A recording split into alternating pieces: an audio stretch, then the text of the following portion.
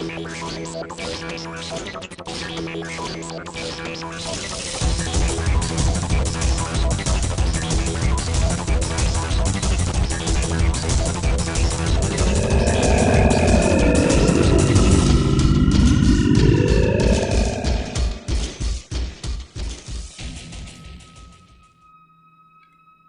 hives of Necromunda rise from the ash wastes like sheer mountain peaks. Spire upon spire, tower upon tower, the hives climb so far above the poisoned clouds they pierce the planet's atmosphere. Each hive is a diverse and complete world, as isolated from the surrounding ash wastes and adjoining hives as from deep space and the distant stars. No one knows how old the hives of Necromunda are. Their very size is testament to many thousands of years of growth, sprawling layer upon layer, climbing ever higher above the planet's polluted surface. The deepest and oldest layers now lie far underground, and now they are dark and dangerous places, inhabited only by mutant things, spawned by chemical pollutants, disease, and madness. Where the hive breaks the surface, its broad base spans 10 miles or more from edge to edge. From ground level, the man-made mountain rises ever more steeply upwards.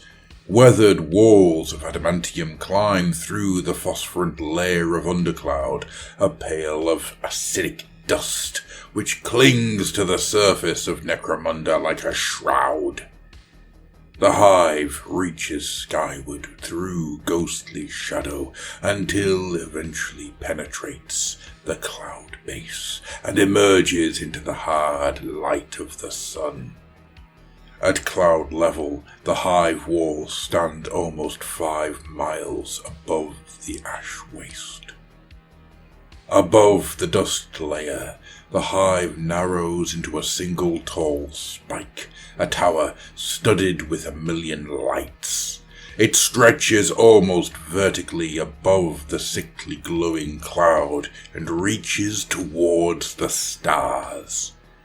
The spire is covered with armorplast blisters of many shapes and sizes. Domes on its surface shield carefully nurtured vegetation from the thin, arid air. Slim towers break from the outer shell.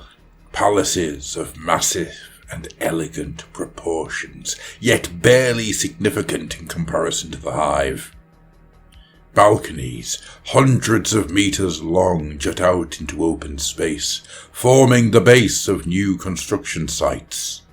Broad circular landing platforms hang from the spire walls, and higher still gaping black holes lead to spaceports inside the hive.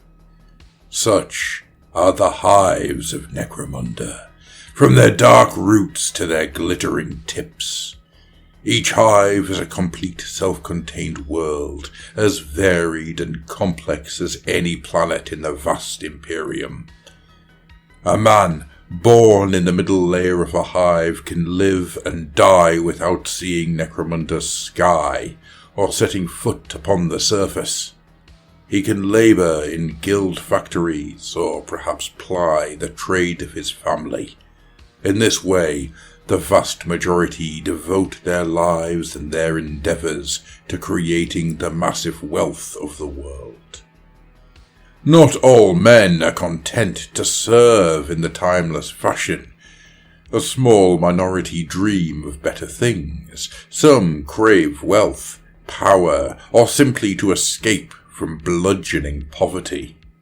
Others seek to escape the restrictions of the guilds or the crippling social order of house and hive.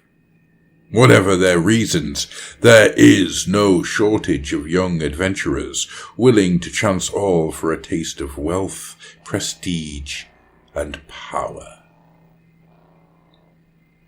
The most important hive on Necromunda is Hive Primus, sometimes known as Hive 1. Hive Primus is the largest and oldest hive. Within its walls there are thousands of structural cells, many often miles across and hundreds of meters high. Such a space can be built up with constructions as varied as sumptuous palaces and sprawling industrial complexes. The hive is honeycombed with domes, both small and large, each built upon the other, linked by tunnels and shafts, carrying traffic, power, and other vital surfaces throughout the hive. The hive is divided into vertically ordered zones, from its top to its subterranean depths. These are the spire, hive city, the underhive, and hive bottom. The spire extends upwards from cloud top level, rising above the mass of the hive and piercing the planet's atmosphere. This is the domain of the 7 great clans, the noble houses, huge consortiums of galactic merchants and financiers, whose leaders control the immense wealth of the planet. The most powerful of the noble houses is House Helmar, also known as the Imperial, or the Ruling House. The leader of this house is House Geronitus Helmar, Adeptus of the Imperium of Man, and Guardian of Necromunda in the holy name of the Undying Emperor. He rules not just Hive Primus, but all of Necromunda. The spire contains broad airy spaces and splendours unimaginable to those who dwell in the darkness below. Its people enjoy the fruits of a civilization that spans the galaxy. From spaceports sunk deep into the spire walls, ships carry the products of Necromunda all over the Imperium. And in return, the riches of the galaxy flow into the hive. Exotic foods, sensuous slaves, exquisite artwork, and raw materials from distant stars.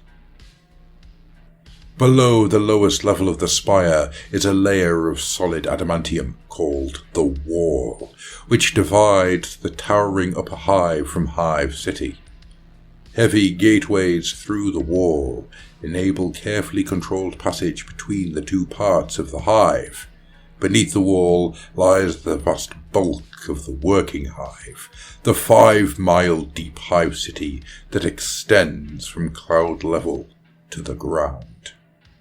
Hive City is divided between 6 manufacturing empires, each known as houses. Each house exists in its own part of the hive and governs its own affairs quite separately from the others.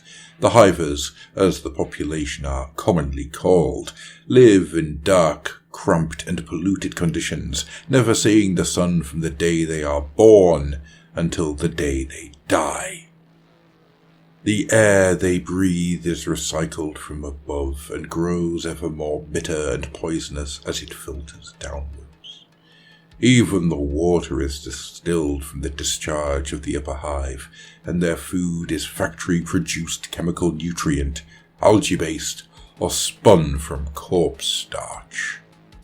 Conditions are crowded and insanitary, and as the hive deepens, the darker and less habitable the environment becomes. In the depths of Hive City, it is common for power or water to fail, or access tunnels to collapse, creating unproductive toxic waste zones. The lower the region, the worse its air, its power, and access, the more unstable the structure. As the hive deepens, normal habitation becomes impossible, and this region is known as the underhive. There is no formal barrier between Hive City and the underhive, because the border is constantly changing. Even as areas of Hive City are abandoned, parts of the underhive are resettled and rebuilt. As a consequence, the underhive is an ever-changing frontier where people are constantly seeking new opportunities or fleeing from sudden catastrophe. The underhive is a frontier in more ways than one.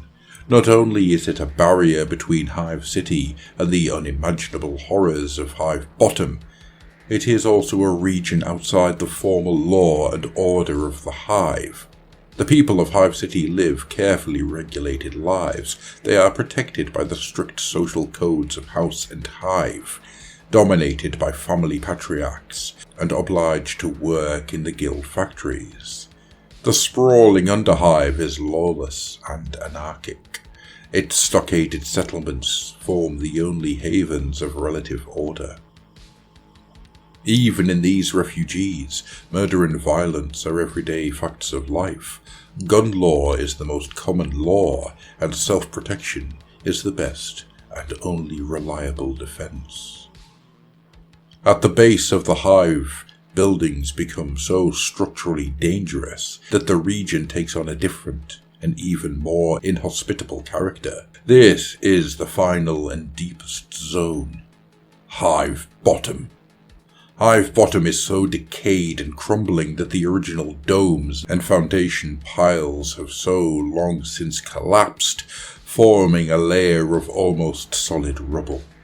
Within the rubble are enclosed pockets, linked by holes and tunnels worn by liquids leaking from above. These pollutants and effluents, the discharge fluid of the entire hive, form a vast lake of radioactive putridity called the Sump. Nothing can live in Hive Bottom other than the most monstrous mutants. Its denizens are the spawn of darkness and pollution. Some of these foul creatures find their way into the underhive, or even into the lower parts of Hive City, but their natural domain is the darkness of Hive Bottom.